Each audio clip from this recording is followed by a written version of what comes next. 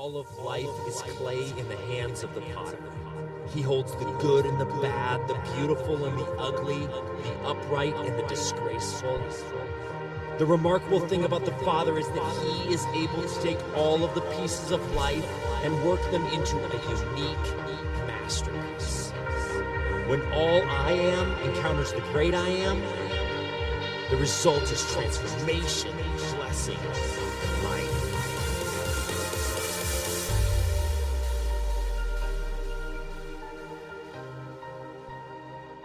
Well, hey, South, thanks for being here this morning. I am super excited about what we get to talk about. My name is Josh Billings. I'm the new, brand spanking new executive pastor here at South.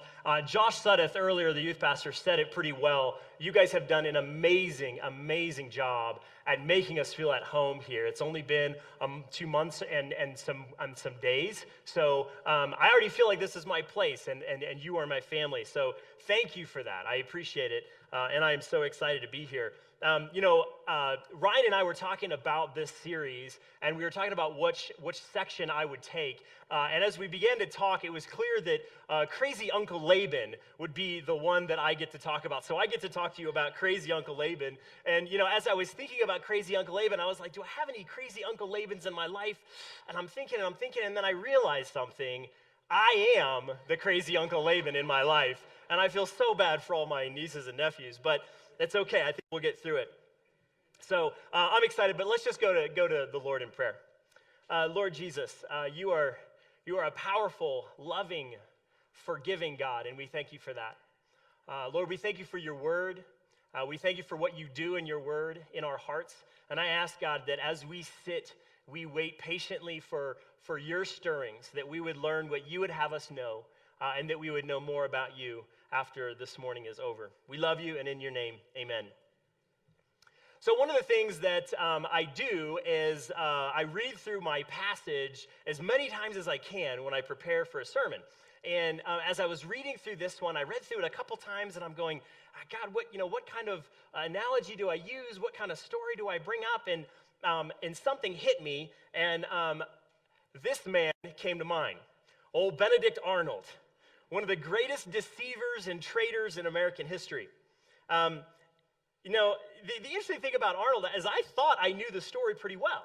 But as it turns out, I had only scratched the surface of what really was going on in Benedict Arnold's life when he betrayed the American forces. See, the thing is Arnold had been dealt a pretty tough hand in life. And that's no joke. He had some pretty significant challenges to overcome, and he had struggled to be a successful general in the American army. He had some success in several battles previous to his treason, but it was limited. And to make matters worse for him, his comrades or his colleagues, other generals, had been known to take credit for his very few successes that he had experienced. To make matters worse for old Arnold, he had very little money. He lived with an incredibly high level of debt, and he was constantly borrowing money. In fact, at one point, his co-officers took him to court and demanded that he be court-martialed for some of the issues that he had. They found him innocent of those charges, but the stigma stuck with him. He was tried to be court-martialed for him to be removed from service. So he was a widower. He had a wife, but she passed away. And at 37, he met someone by the name of Sweet Little Peggy. And Sweet Little Peggy was 17 years old when he married her. Isn't that sweet? Odd culture. Okay, so the interesting thing about Peggy is Benedict Arnold thought that she had all this money. But as it turns out, she didn't.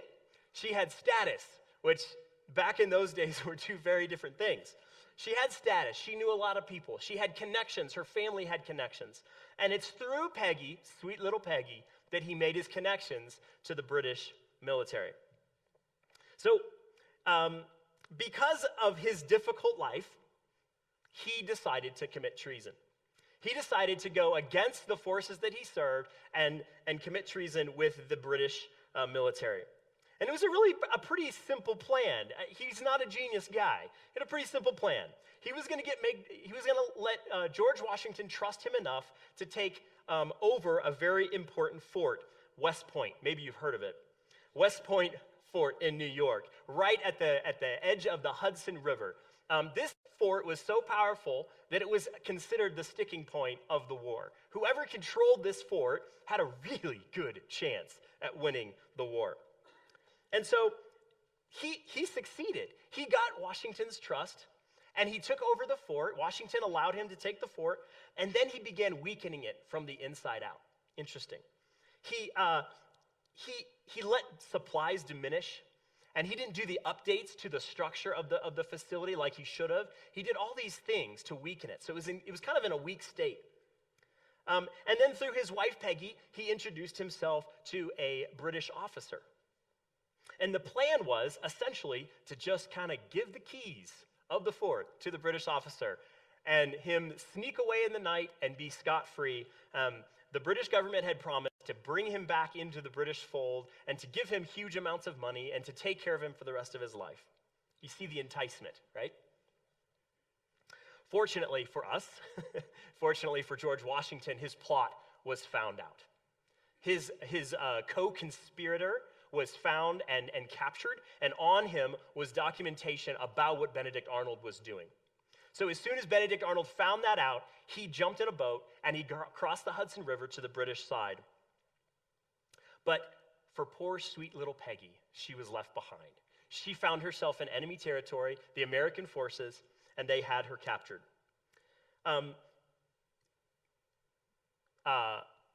Benedict Arnold wrote a letter to George Washington pleading for her life. And he said, if you are the man that I know you are, if you have the stature that I know you have, if you are honorable like I know you are, you will release her. And George did. He released her and he gave her an armed escort all the way back to Philadelphia to reunite with Benedict Arnold. Now, as the war continued, Benedict Arnold was not received the way he had anticipated being received by the British government. As it turns out, once a traitor, always a traitor, or so everyone assumed. And he did not get the lump sum monies that he had been promised. He didn't get the land or the estates or anything. And he found himself in a very poor state. So he decided to write George Washington, again, to ask for money. This is the way he started out his letter requesting financial aid. He said, when your excellency considers my sufferings and the cruel situation I am in, your own humanity and feelings as a soldier will render everything I can say further on the subject unnecessary. One of the greatest deceptions of American history, and his response is, if you knew the pain that I was in, you would understand. Well, George had been fooled once. He did not send the money. But the interesting thing is how slippery the road is of playing the victim. And that's exactly the struggle with Benedict Arnold. He played the victim. You know, as I go through the story of Jacob, the narrative that we've been looking at, there is a lot of victims. It is a pretty tough story. There's a lot of deception, a deceit, and bitterness. The section I have to go through is quite large, so we're going to be looking at chapters 28 through 30. But have no fear. I'm not going to read it all to you. No, you can do that later. Please do it later. It's a fascinating story. I'm only going to cherry pick a couple of passages that I want to look at. So last week, to kind of keep you up to speed, where we are in the story, last week Jacob had betrayed his brother Esau. He deceived his father Isaac, and he at this point has fled into Laban's territory. Jacob has traveled a great distance, and he has overcome several difficult obstacles in the journey. But as he arrives in Paddan Aram, Laban's territory, he almost immediately meets Rachel at a watering hole. Now, as the audience would be reading this story, as soon as he arrives in Paddan Aram and he is at the well to meet the new bride, they're immediately going to go, oh, this is a parallel story. See, Abraham's servant years and years before, Abraham had sent his servant to find a wife for his son, Isaac. See, but there is a stark difference in the parallel stories. One of the biggest stark differences is the servant, Abraham's servant, was obsessed with God. He was obsessed with what Yahweh thought. He was obsessed with the way he thought Yahweh wanted him to act. And he came into this area and he prayed. And he said, Lord, show me the woman.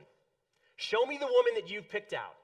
Let her be the one that carries her water jar on her shoulder. And let her be the one that when I ask, gives me a drink. And let her be the one, when I even ask, can you give my camels a drink? She does that too. She did it. Who would do that? Who would feed somebody's camels? Anyway, she did. The story parallels are very stark. Here in our story, there's no mention of Jacob praying to God and asking, Lord, which woman would you have me take? There's no mention of it, and even though in the story before, and we're a little mixed up in our timeline, but Ryan is going to talk about the story before next week. And previously in his journey, the Lord had showed up and given him a dream and given him this promise. And this has to be fresh on Jacob's mind, what the Lord is doing. Yet, no mention of him praying. So, he introduces himself to Rachel, and there's almost instant electricity. There's magic in the air, there's love in the air, and he falls almost immediately in love with this woman. He introduces himself to Laban and almost immediately agrees to work 7 hard years of hard labor for her hand in marriage. Now, as Laban is introduced to the story, again, that parallel becomes very evident because lo and behold, crazy Uncle Laban was present when the servant of Abraham came looking for Rebekah, Isaac's future wife. It makes a point, the text makes a point in the previous story that Laban notices. He notices the jewels and the jewelry that the servant has given Rebekah already. And he notices the 10 camels. Who travels with 10 camels? This guy does. Laban sees it and he notices and he tries to work a little bit more resources out of the servant in order to get a better trade. Everyone knows that that's what Laban's like. So immediately you come to this story with a little bit of back history of crazy Uncle Laban. So it's no surprise when Jacob falls in love with Rachel and promises way too much of a dowry. The dowry requirements are set out in Leviticus, and he's looking at between 2 and 3 times more than what was allowed for the greatest dowry. It's no secret and no surprise that Laban goes, 7 years you say? Interesting. I think I'll take that deal.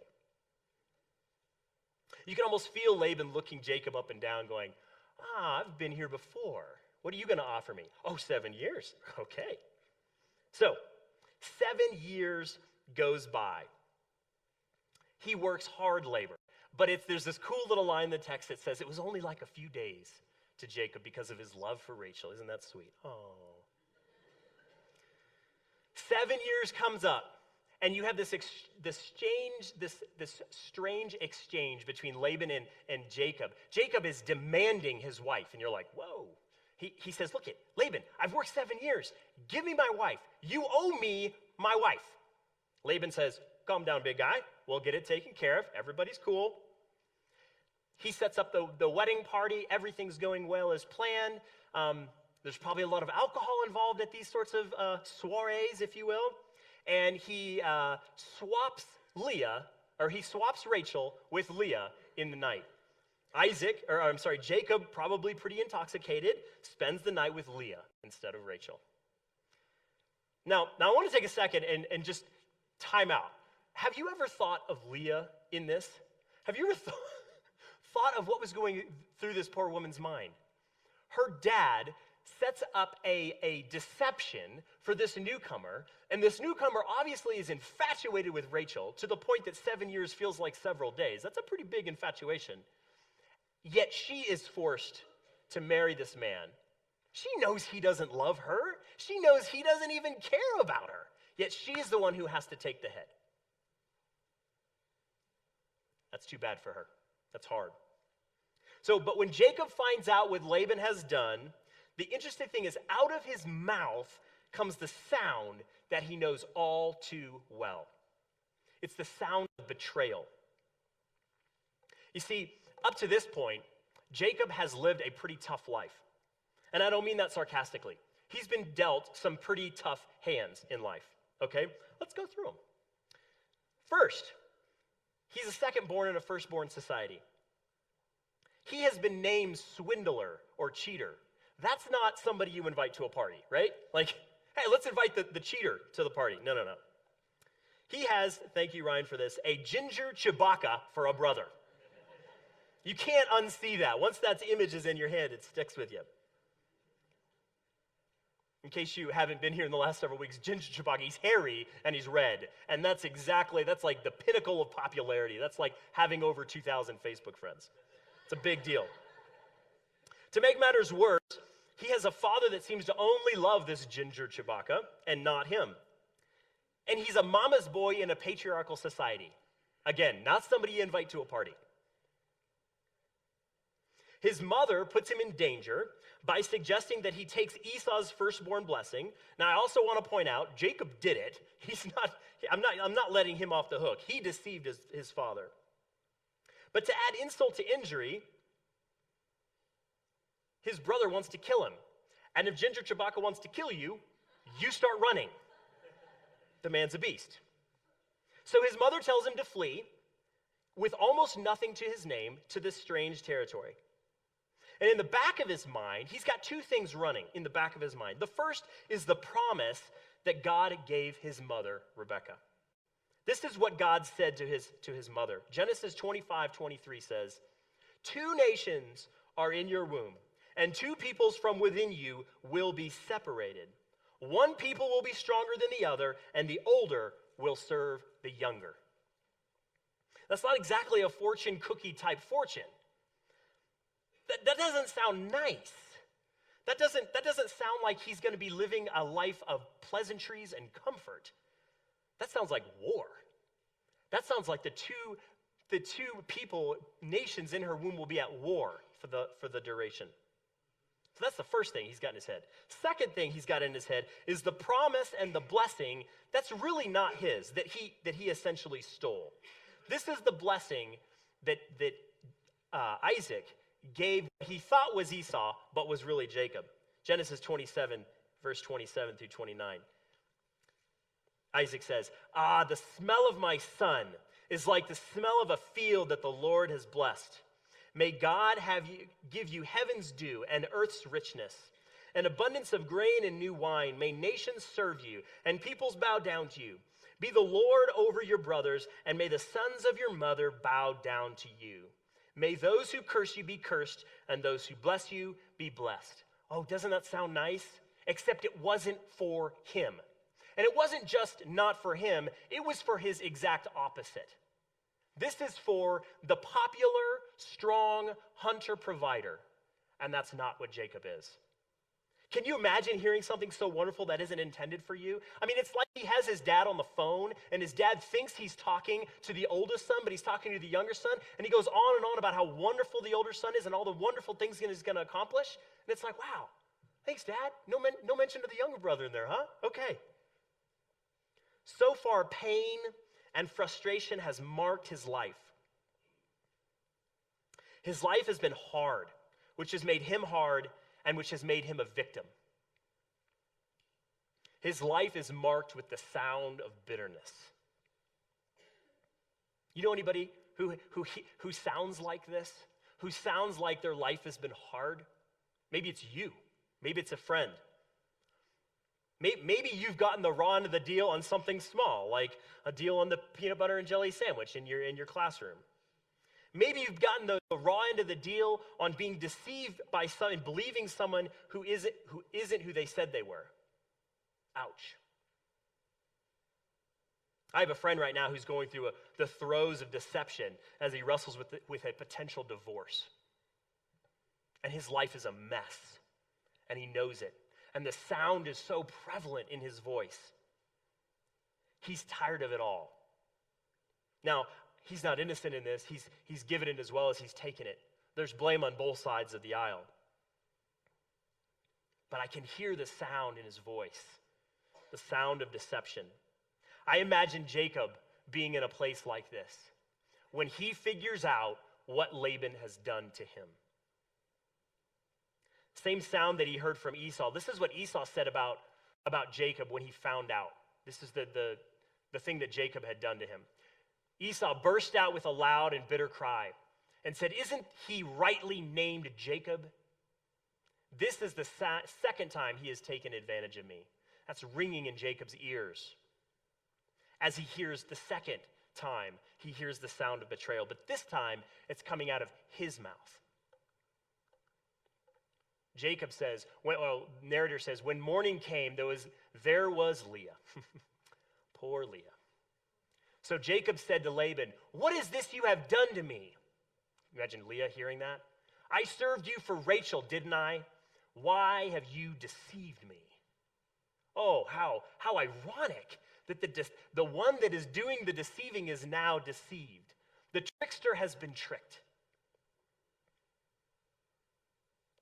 Laban recoils, and he explains how he can get away with this. And he says, hey, it's customary not to give the youngest before you give the oldest. Jacob, I thought you knew this. Everybody knows this. Everyone should know it. I didn't say you could have Rachel. I said you could have her. Laban never named Rachel. He just said her. And he let Jacob's infatuation with Rachel just make him assume that it was Rachel. Laban sets the trap even further at this point. So right at the point where Jacob realizes he's been deceived, he is faced with yet another manipulation. Laban says, okay, calm down. No need to get all feisty. I'll give you the other one if you work another 7 years. Just digs it in a little further. And Jacob's bound. He has taken this deception hook, line, and sinker. He's madly in love. Can you imagine what he's been thinking about for 7 years? We know. It seemed like a few days because he loves Rachel so much. What's he going to do? Say no? Of course not. He agrees.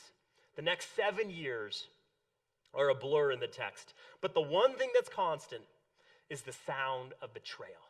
Now the sound is everywhere. It's like it's echoing off the hills. His two wives are almost immediately at each other's throats. They're pitted against each other. To make matters worse, he really only does love one of them. Laban and Jacob to go on to continue to try to take advantage of each other with sheep and spotted sheep. It's really interesting. Read it. They don't change. They don't change their tune. They try to get rich from each other. That's their goals. Until finally, Jacob senses Laban's animosity growing to the point that he fears for his life and his family's life, and he flees the territory. Laban finds out. Laban's a powerful man, and he gets his family, the text says, with him to go get Jacob. That means his hired goons, his brothers, his sons. When they catch up to Jacob, who's traveling with an entire family, lo and behold, we hear the same sound. That same sound of betrayal. This is what Laban says to Jacob. What have you done? The trickster, who was the deceiver, who is now the deceived, has been deceived.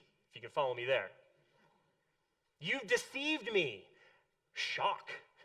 You've carried off my daughters like captives of war. For Laban, this was the last straw. You don't mess with my daughters, even though I let you marry both of them at the same time. Kind of weird. You don't mess with that. Laban's furious. The sad thing about this narrative is Laban and Jacob never fully heal their relationship. The best they can do is have a meal and have a treaty. And the treaty states that they'll never enter each other's territory again. You stay over there, I'll stay over here. We won't cross. That's sad. It seems like they missed some pretty huge opportunities.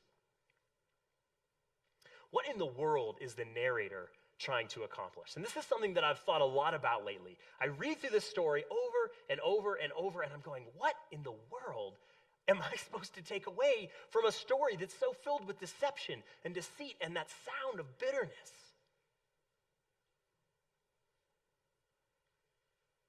I began to wonder, where in my life do I hear this sound? And as soon as I wondered that, I realized how foolish of a question that is. An estimated 6.6 million children will be abused in this country alone by the time the year's over. Less than half will be noticed are investigated. Just to get your head around that number. That's enough children to fill Sports Authority Field 87 times. That's a foolish question to say, where is the bitterness? Where's the sound in our culture, in our society? It's everywhere. Where is God? 6.6 million children. Where is God? Where is he? Where is God in this story? He seems to be missing. This is the Bible. I'm reading it and reading it and reading it and going, where is he? There is one part that God shows up in this story. Here it is. When the Lord saw that Leah was not loved, he enabled her to conceive. But Rachel remained childless. There's this tiny little spark of love in a story. The sound is just bitterness and deception and deceit and greed and anger. Little spark of love. And her name is Leah. She named her 3 sons Reuben in verse 32 of 29. That means the Lord has looked on my affliction. She named her second son Simeon, verse 33, which means the Lord has heard that I'm hated. And she named her third son, my favorite, verse 35, I will praise the Lord. That's what Judah means. She's the only one in the entire story that has worshiped God despite her afflictions. And even though she's been dealt a very difficult hand, she worshiped God in her own way. That's the spark. And here's the deal. When you convince yourself you're a victim, even if you are a victim, you blind and confuse yourself. You know, I heard a commercial this week that has stuck with me. It was one of those moments where I had a lot of things going on when I'm driving. Unfortunately, that happens a lot. Sorry. The phone's ringing, the light's turning red, and the radio's on. So the thing that I do is I reach to turn the radio off. I don't know why. Probably should have braked first. I turn the radio off right as the announcer says, don't you think you deserve, click. And as I came to a complete stop, not at the middle of the intersection, at the white line, I was okay this time. I began to think, what do I deserve? What does Josh Billings deserve? You think about all the things in my life, all the bad choices, all the good choices, everything in between. What do I deserve? What does Jacob deserve? What does crazy Uncle Laban really deserve? And if you want to know technically, you really want to know, they deserve judgment and they deserve separation from God. They deserve the same from God that I deserve and that we deserve. Ecclesiastes 7:20 says, indeed, there is no one on earth who is righteous. No one who does what is right and never sins. Paul even references that passage in Romans 3:10. Not one of us is pure. But the interesting thing is I'm not going to get that separation like I deserve because of this. When the Lord saw that Leah was not loved, he enabled her to conceive. You see, God is a God of love, and he is a God of forgiveness. When we are obsessed with justice for ourselves, we focus on taking advantage of people to get it. But when we are focused on grace that God has extended to us, we become obsessed with giving that grace away. Jesus said, blessed or even happy are the merciful, for they will be shown mercy. Matthew 5:7. See, the thing is when we understand what's wrong with us, and that's sin, by the way, we then can see others as the same victims of the disease that infects us. When people hurt us, we can say, look, I know how you feel because I have the same sickness in me, and that's sin.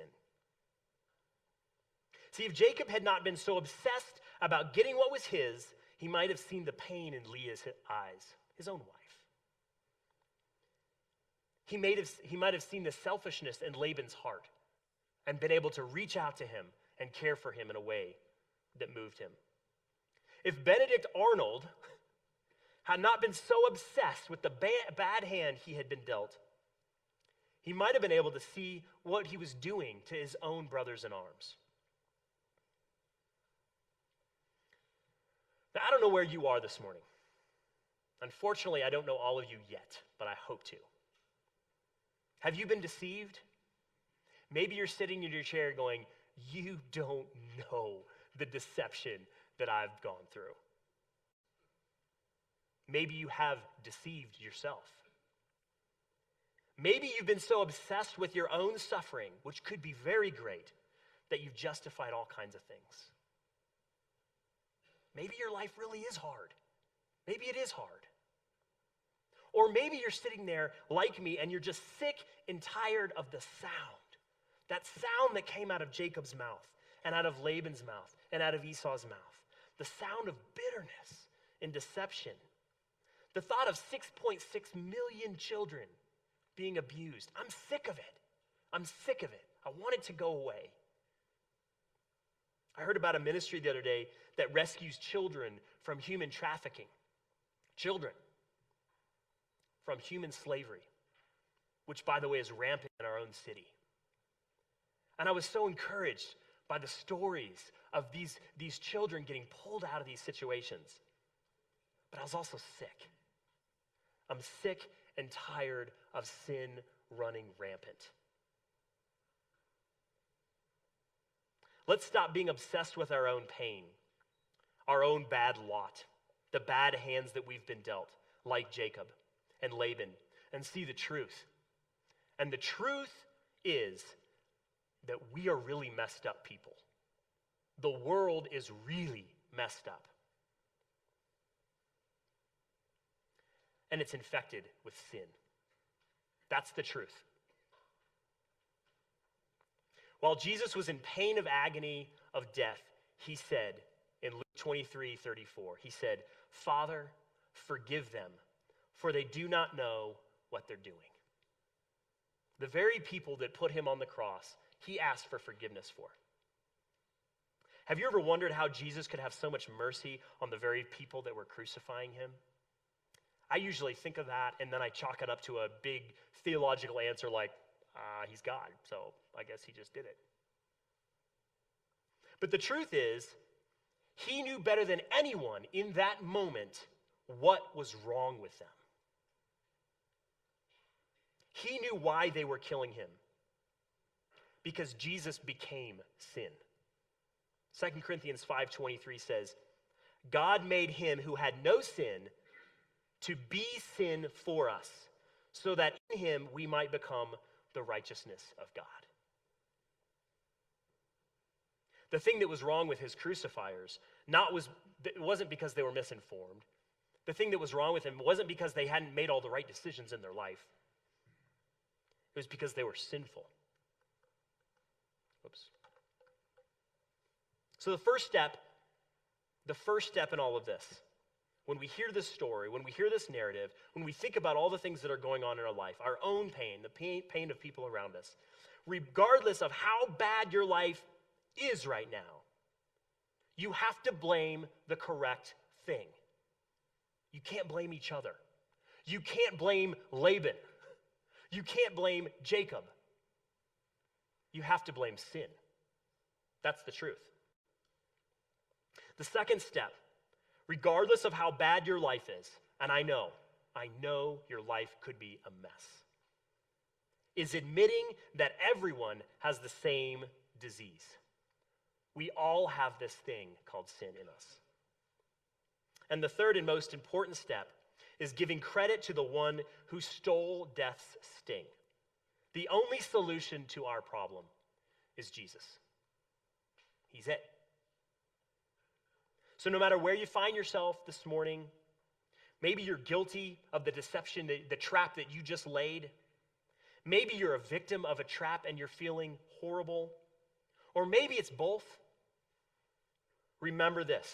1, sin is the enemy.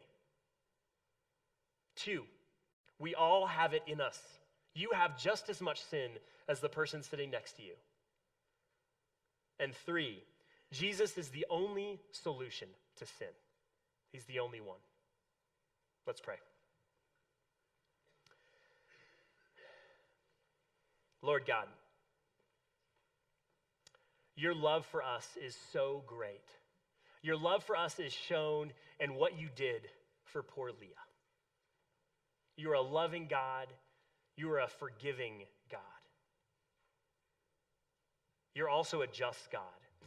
So Jesus had to die for us to be with you. Lord, I'd ask, first and foremost, if there's any person sitting here this morning that has not trusted you for the problem of sin, that they would do it.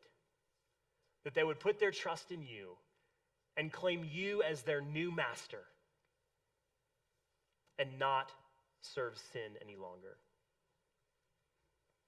Lord, the second thing that I would ask is that for those of us who have trusted you, that you would give us eyes to see that people around us, as much pain as they may bring us, are suffering from the same disease that we suffer from, sin.